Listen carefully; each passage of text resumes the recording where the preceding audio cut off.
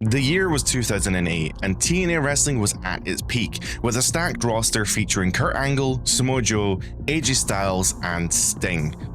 TNA was positioning itself to be a real alternative to WWE, so naturally the next step was a video game. TNA Wrestling promised fast-paced gameplay, high-impact moves, and a fresh take on wrestling games outside of the WWE umbrella. Developed by Midway, the same studio behind classics like Mortal Kombat, the expectations were high. But here's the thing. TNA Impact isn't remembered as a classic. In fact, it's often overlooked entirely when people talk about wrestling games from that era. So what went wrong? Was it just bad timing, or was there actually something here worth revisiting? Well, today we're going to go back to TNA Impact to see how it plays, how it holds up, and whether this forgotten wrestling title deserves a second look, or if it should just stay buried in the mid-2000s. If you like this sort of video and you want to see more video game reviews just like this one, then please consider subscribing.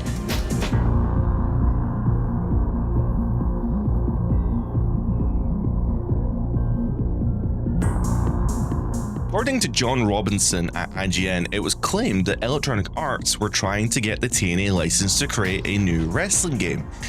EA would become a little infamous in wrestling circles after releasing the awful WCW games towards the end of the company's time. Within the same story, it was reported that Rockstar North, of all people, was trying to get the TNA license, which sounds just crazy to me. Considering at the time Rockstar would be famous for games like Max Payne 3, Grand Theft Auto 4, and Manhunt, the idea that they would be looking to develop a wrestling game, I can't even imagine what a Rockstar North developed wrestling game would even look like. TNA would come to a publishing deal with Midway Games, who had a history of developing early WWF games such as WrestleMania the arcade game. Development would be handed off to a studio called Paradox Development, which also has some wrestling history as they also released 2 games in the PS2 generation called Backyard Wrestling. WWE had released SVR 2008 and soured the market just a little bit. As successful as 2008 would be,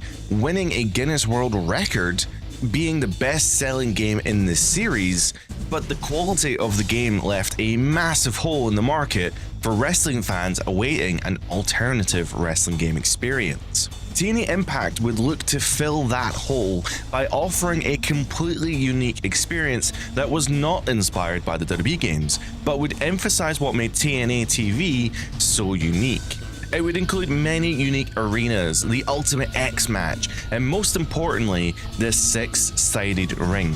If you ask any TNA fan at the time, they would normally mention that the 6-sided ring would make the show feel extremely unique. In the years following the game's release, the show would actually switch to a regular 4-sided ring. In more recent years, many TNA talent at that time would end up slating the 6-sided ring for being extremely challenging to work in, as the ropes had too much tension, and due to the shape of the ring, there was no bounce to the ring mat, meaning that the ring was actually so stiff to land on. My opinion means nothing, but since TNA currently uses a 4-sided ring, I would prefer that they maybe continue to use the 4-sided ring if it means that talent is safer and happier. Maybe they should bring the 6-side back for one pay-per-view or some kind of special show. Anyway, enough about my pointless opinions. The 6-sided ring is certainly a big feature of this game, as every arena in the game features a massive 6-sided ring in the center of it. I'll explain the basic controls, as they are quite different from what you might expect from a typical wrestling game. Using Xbox controls, X will do your punching strikes, A will do kicks, and Y is your grapple button. B is also the action button that will do actions like leaving the ring or attempting a pinfall, and well, pretty much every action in the game can be done with face buttons, but there are more actions available via 2 modifier buttons. So a regular grapple is done with Y, but a strong grapple can be done with the left bumper and Y. A strong modifier is also available by holding LB and LT. This is also how you change your attacks and perform finishers. It's a very strange control system to begin with, but you will eventually get the hang of it, and when you do, you'll actually have some really fun matches. Reversing moves is on the RB button. but it's still very different from your typical WWE controls, as the reversal button has to be pressed at a very specific moment in the move. And reversals do link together really well, and it's very cool to see the animation systems play out really well. You can also link multiple reversals together, which can allow for you to gain the advantage back even though the momentum sways so quickly in these matches. And the move animation system is extremely loose and allows for constant interruptions, which can make flying attacks actually super risky. When you dive from the top rope, those attacks can be reversed with a well-timed attack. Now, of course, it looks a little goofy, but it really does give you options in a match on how to reverse certain moves. During the match, you will also be given style points, and these contribute to your finisher meter.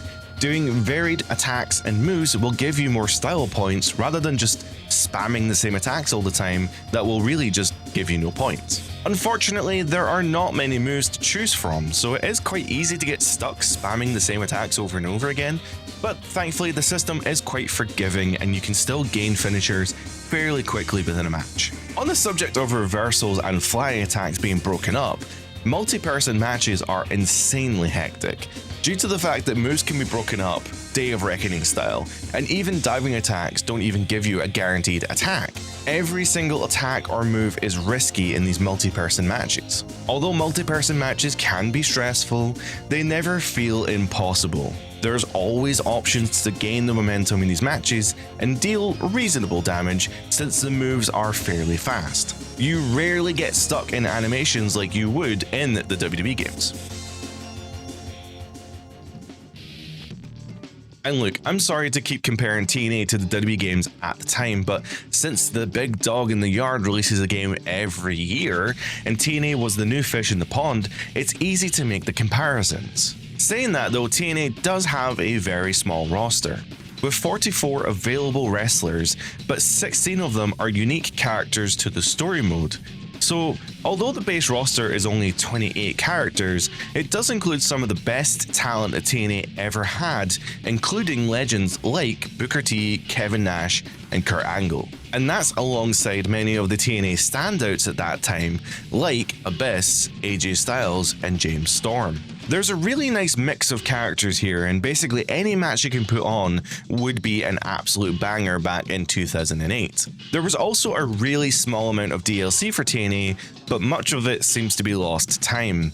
It did include a version of Christopher Daniels as Curryman, a playable version of Mike Tenay, even though his character model was created for the base game's story mode, and finally, P.E. Williams, who was teamed and dressed like Scott Steiner at the time. Of course, if you've seen the Steiner Mask promo, you'll know what I mean, as he's in the background of that timeless promo. Sadly, there are not many match type options in TNA Impact. There are regular match types that you would expect, such as singles, tags, triple threats, fatal four-ways. There are also some gimmicks too, like submission or falls count anywhere or handicap matches.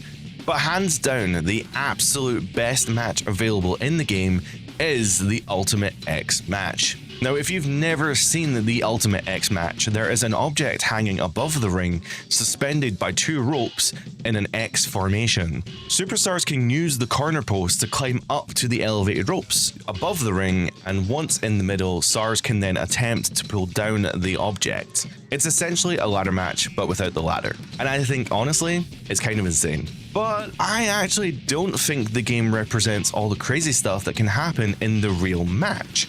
But just for the sake of variety, it's still great to have it included here. So other than just having exhibition matches, the main mode for this game is of course the story mode. The story mode in TNA is very different from the WWE series for sure, as in a way it's more grounded in reality, even if it is kind of batshit crazy. You start as a huge TNA megastar known as Suicide, who is doing a tour in Mexico, when you cross paths with a faction called LAX. They beat you to a bloody pulp outside of the venue, and you wake up in a Mexican hospital with no memory as to who you are, and facial reconstructive surgery has changed completely who you are. Since you no longer remember who you are, you assume the role of an independent wrestler who needs to work their way back up to the TNA big leagues. As the story plays out, there are so many twists and turns as your memory comes back and the truth will be revealed as to what actually happened to your character. The story is told through mostly well animated cutscenes and equally alright voice acting from the associated wrestlers. However, there are some cutscenes that play out in a kind of slideshow style with no animations, but you do get voice acting for these, and they do feel just a little bit cheap. I mean, they are totally fine to progress the storyline, but considering that we do have animated cutscenes, but some of them just play with no animations, seems a little odd and ultimately devalues the storytelling just a little bit. Completing the story mode will give you access to an exclusive behind-the-scenes video which showcases much of the development process for the game. They show footage from the motion capture sessions, which involved much of the TNA talent recreating their signature moves for the games. The superstars also getting 3D scanned into the game, and many members of the development team sharing their stories of creating the game or working on previous games at Midway. You'll have seen in the footage behind this review that the game actually looks relatively nice for a 2008 game. I think the overall character models and environments are actually really well crafted. Even with a smaller roster, it actually means that developers can spend more time working on really intricate details in the game. All character models in the game are 3D scanned into the game, so the textures on the characters are actually true to life, and this is actually the case for many of the arena textures as well, as the textures were photographed from either real arenas or ones that influenced the custom arenas. The presentation overall is very different from WWE, since the graphics are definitely a step up from what WWE was offering at that time, and the entrances look really flashy with amazing lighting and lots of particle effects. However, these entrances are really short. TNA opts to go for short arcade-style entrances instead of doing full entrance animations, which I think is fine, especially considering the quality of the entrances. Each arena also has a unique introduction with Jeremy Borash announcing the location, and some really nice swooping camera angles with lots of pyro. It's a really nice touch, and it keeps the arena feeling very unique, and it also means that the arena choice in some way does actually matter. Metacritic lists the game at 62, with major publications like IGN giving the game a 4.5 out of 10, criticizing the fast-paced action of the game, claiming that it didn't really feel much like the TV product. Alternatively, GameSpot would rate the game a 7 out of 10 by saying the game plays really well, praising the in-ring action, controls and animation systems, but would mostly criticize the many technical issues that this game has, such as model clipping and lighting errors. Overall, critics were a mix of reviews, with some really liking the controls and many not. Likewise, the story mode would be quite divisive, as some really liked the realistic style of storytelling, even if the characters are quite goofy. Ultimately, none of this really mattered, as TNA would end up selling 1.5 million units in its lifetime, which was considered a failure by the publisher. Following the release of TNA Impact, Paradox Development would shut down and be merged into Midway San Diego, and their first game would in fact be WWE All-Stars, which would reuse the game engine, systems and assets from the TNA Impact video game, but in a WWE setting. This would also ultimately disappoint, as Midway was struggling during the development of All-Stars and would then have to file for Chapter 11 bankruptcy in February of 2009. I don't really know how this happened, but the Konami published Lucha Libre AAA game that would release in 2010 is somehow also based on the works done by Midway in TNA.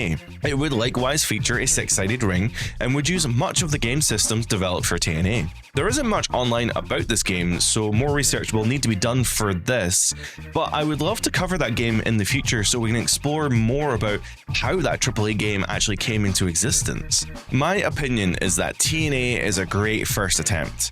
It was a really solid game with awesome graphics, and it really served as a great alternative to the mainline WWE series. We can compare this in ways to the AEW game that was released just a few years ago. Like AEW, there are not a lot of game modes offered here, but the framework of the game is really solid. I actually think I've had more fun in TNA than I did in AEW Fight Forever.